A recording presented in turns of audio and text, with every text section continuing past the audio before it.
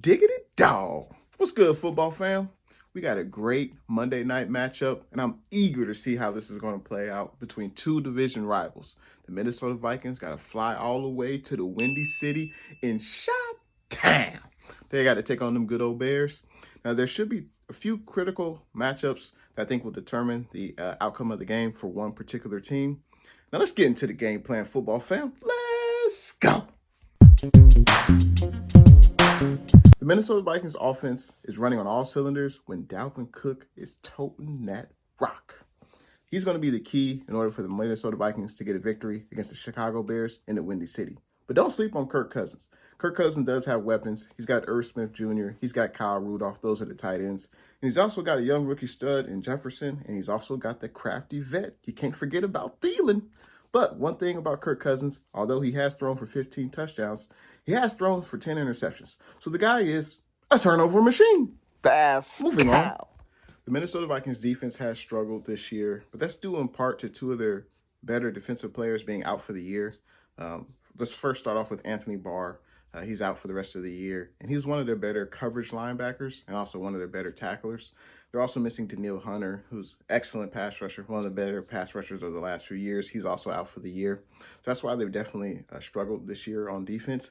But since they had their bye week about 3 weeks ago, they've only allowed their previous two opponents to score under 22 points. So you could say the Vikings have turned a new leaf. Excuse me. And those opponents were the Packers and the Lions. Now, the Vikings defense is led by Michael Kendricks. He leads the team in tackles with 84. And they're also led by Yannick Ngakoue, who has 5 sacks for the season. And they also collectively have about 5 interceptions in the secondary. So statistically, the defense isn't, performing that great this year. But I feel like since the bye week, they're playing with more confidence. And the Chicago Bears offense will definitely have their hands full. The Chicago Bears offense is led by Nick Foles. He's had a so-so year. He's thrown for about 10 touchdowns, 7 interceptions. They're also led in the running game by David Montgomery, but he suffered a concussion in last week's game, so it's questionable whether he'll return or not. Also, Nick Foles does have some weapons to throw the rock to. He's got Jimmy Graham, the wily old vet tight end, and he's also got Allen Robinson, who's a pretty good receiver. I would say he's a top 10 receiver. So the Vikings will definitely have to key on those guys in order to have a successful day on defense. I don't know about you, football fam, but when I think about the Chicago Bears, I think about the defense. The defense is led by Khalil Mack. He leads the team with 6.5 sacks, and opposing offensive coordinators always have to account for him. Whenever the quarterback is under center or taking a snap from shotgun, he's always got to look to see where Khalil Mack is. Because wherever he is, usually he can, bring pressure to the quarterback, and usually the quarterback has a long day. They also have Roquan Smith. He leads the team with about 80-plus tackles. And the defense will have a pretty good game against the Minnesota Vikings if they're able to pressure Kirk Cousins, make him throw when he's not ready, and also, get penalties on that offensive line. Maybe they'll get more holding penalties.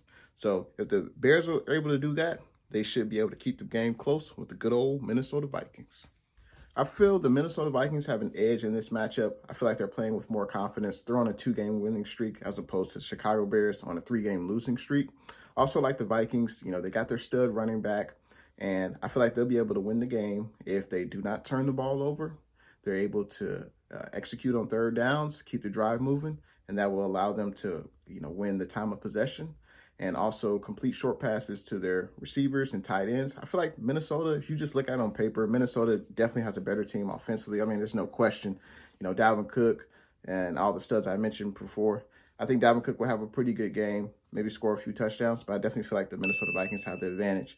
As long as they're able to win the time of possession, limit turnovers, and also on defense, if they're able to stop the Bears from getting first downs and continuing their drives. That's what I feel like will happen. I feel like the Vikings will do this, and the Vikings will win this game. I like the Vikings to win 21-17 in a close matchup between two division rivals. Football fam, let me know what y'all think. Who you think gonna win the game? Who do you think has the upper hand? Let a brother know. Y'all know it in them comments.